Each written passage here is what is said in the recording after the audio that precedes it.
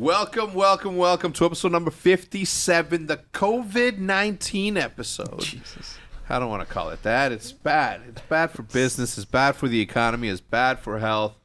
It's one of those things that came out of nowhere. But did you see that a psychic in 2008 predicted this?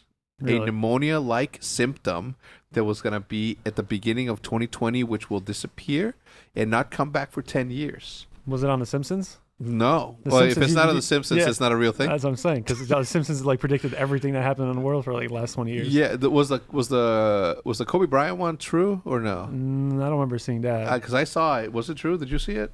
I haven't seen it. I've seen, and I hate clickbaiters for this, but I've seen that on YouTube thumbnail. Anyway, let's move on. Rambo, thank you for stopping by today. We have a very, very special guest called Raymond Rambo Luzier, or Luzier.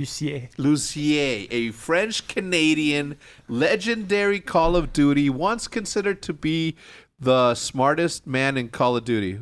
Losing is learning, winning is teaching. Yeah. Wasn't that your saying? Yeah, winning is teaching, losing. Winning is teaching, losing is learning. Yeah. Welcome. Still the same. Doesn't change anything. Optic Rambo, back from the grave. So you disappeared a little bit. Let's call it the shadows. The shadows. The You went to the shadows? shadows. You were in the It was the gulag for a long time, and it's crazy. Anyway, so Rambo was the captain of the. Were you the captain? Technically, I guess. Yeah, right. Back in the day, you were the one that just made everything, made all the play calls. Seth attributes a lot of his success to being taught by the guy that called him SETI. And that's SETI, yeah. Yeah, SETI. My TH is still haven't gotten better, so yeah. It's No, SETI. you said earlier in the elevator, I'm like, how did you drive? And you're like, no, my wife or my fiance drove here with her brother. And I was like, Yeah. I'm like, that's Rambo. That's changed the one man. So Rambo, he goes way back. You played professionally since when? Modern Warfare, Yeah, or COD, 3? COD 4. COD 4 is when you started? Yeah. And then you just made it all the way through. What was the last game that you played professionally? Ghost. Call Like of Duty halfway Ghost. into Ghost, like right after Champs, like 2 weeks after Champs was my Which last, for those of you who have forgotten, That's like Champs used to be in the middle of the season. Yeah, like end of March, early April. Yeah, which was an advertising ploy for Activision to sell whatever skin pack or whatever. It was like a segue for the next game. It was like It wasn't though. but it was like their last end of season for marketing for the game they were playing, and then Yeah. it was segue into like after that they were all talking about the next game. So So it was like a month after was like they start. I progression forgot that you had a stint in which you worked for Sledgehammer / Activision. We'll get to I that. didn't know that there. I didn't learn that. That's not a trick that I learned from there. Yeah. Just as everyone. PR. No. It's crazy. Anyway, I'm super glad that you're here. You're obviously living now in Texas because you're now the coach of the Dallas Empire, Yes, which sir. to me is super, super dope. If truth be told, I was thinking of reaching out to you to be our coach too, but by then it was way too late.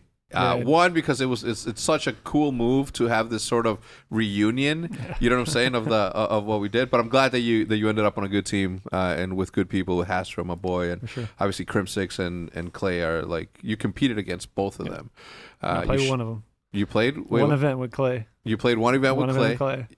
and then what happened? And then I joined Envy. And then you joined Envy. All right, let's start from the beginning, man. Who are you today? I am the coach. Well, like we talked about, I'm the head coach of the Dallas Empire. I try to be as much as I can content wise. I'm gonna try to be future wise. I'm about to be a husband pretty soon to my fiance. Hopefully, we can get married within the end of the year. Who knows now what all the crap going on in the world? What that's gonna look like. A lot of weddings have been postponed. Yeah. I learned that you don't say canceled from Jude. Right. Because I'm like, yo, this wedding got canceled. Yeah, She's like, doesn't wait, did it get canceled or Yeah. postponed? I'm like, oh, postponed. She's like, well, make sure that you clear it up. And I was Cancel like, sounds like they're just not getting married anymore, yeah, right? it's like canceled. But yeah, no, it's been nice to kind of come back.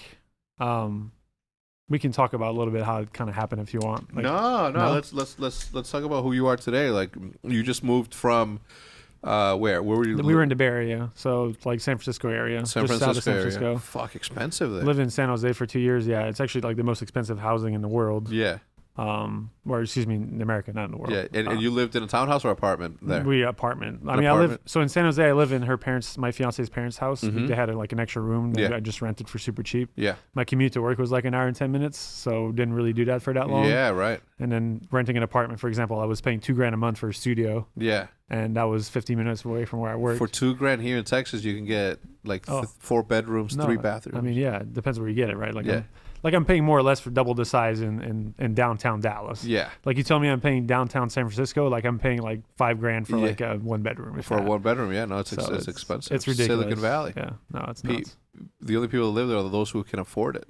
It's the weather tax. Like that's the only thing that I found. But San Francisco's not that great, though. Well, not the city, but like everywhere else in the Bay Area is like Yeah. pretty ridiculously nice. Like I'm playing golf in December, and it's like 65 degrees outside. Like yeah, you don't really get that anywhere else, at least from my understanding. yeah. So you do a lot. Aside from Call of Duty, you bowled, you golfed. Were you a chess player too? I mean, I play chess on the side, but yeah, bowling's kind of like my main side thing. I Yeah. bowled growing up, and like I stopped bowling because I got sick, and that's kind of when I got to video games, like Mhm. in the early stages of my life.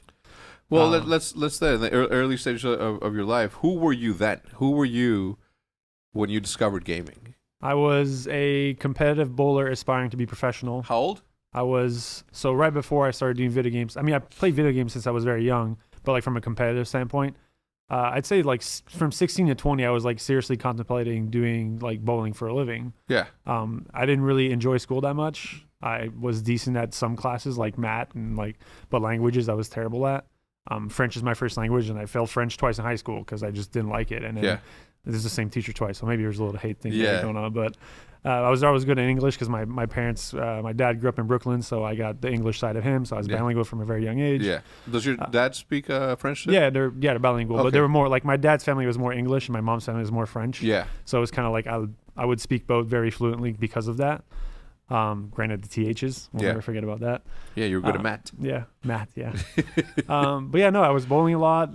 Golf wasn't a thing. Like it was really just bowling and kind of video games on my free time and more friend time. Then I got pretty sick. I was 19.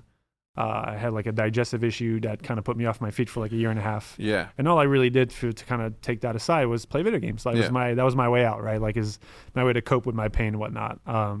And then that's when kind of the whole scene or the online tournaments came along for like COD 4 Yeah. and 2009 national championship. And then we started playing for a living almost at that point. So tell me about that. The early stages of Call of Duty.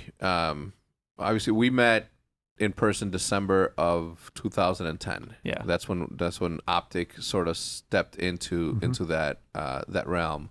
But up until then, you guys had already been competing. You guys had already been like national champions. Had that happened by then? Yeah, Like, so there was a 2008 national championship that I think Team Fear won, Mhm. and then 2009 has been me and Big Timer. A lot of people know Big Timer, obviously, yeah. the homie.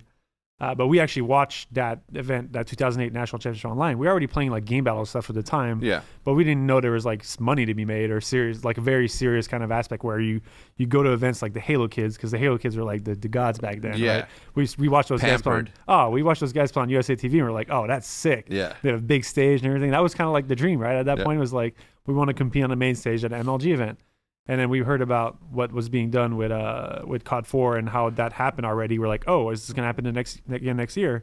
And they announced that. We're like, oh, me and Big T were like, we got to do this. Like, so we started playing online ladders at the time because that's all there was to play for. Yeah. And all those were kind of led into a qualifier for the national championship. So the top 8 teams Yeah. from the 7 months of competing online led into this tournament where you show up and you play for $8,000 first place. Yeah. That's changed a little bit. Yeah. since That's then. to a person, right? Because who was the rest of your teammates? It was me, Big Timer, Sharp, and Dodgers. Dodgers yeah. was 13 years old. Sharp was 15. Big T, I think, was a year younger than me, so like 17 or 18. And I was 18 or 19 at the time. So yeah, it was crazy. Like funny story though. Like they told us about the event like 3 weeks before it happened. So we know we qualified. Yeah. But we didn't know when it was happening. Yeah. So I live in Montreal at the time, right? So my flight to LA is not cheap. No. Like flying across the border. Yeah. I had to pay $900 for a flight to get to LA. Yeah. And it's not even first class. And no, it's just standard flight. Yeah. Just regular bullcrap flight Yeah, in yeah, economy. We fly in. I got to pay for my taxis. Granted, we had Ego. Obviously, 360. Yeah, Icon yeah, Ego. 360 Icon Ego. Paul Magna. Shout out. But yeah, he covered a hotel. He was like nice enough. We got sponsored for a hotel, which was great. So that was one less expense. Yeah. But we won the tournament. So we made $2,000 each, which was great. Awesome. I get back home. I learned there's a 30% tax for the border, and then there's a 9% state tax. So I come home with a $1,230 check. Yeah. After my personal expenses, my flight, I basically broke even for winning my first ever tournament. Yeah. Was it worth it? Oh, hell yeah, dude. Well, just the fact that, like, I came home, like, they mailed us a check that said MLG on it, and I showed that to my dad. My dad was like, this is legit. Yeah. Like, that opened up, like, the avenue The rest like, of your career. 100%. Like, that didn't happen. Who knows? Like, maybe it's like he treats it differently. He sees, like, he's always been supportive, but, like to a certain extent, he's not going to let me, like, self-implode on something that doesn't has nowhere to go. Yeah, it's like so. protecting you from yourself. 100%, right? yeah. So that's super cool. And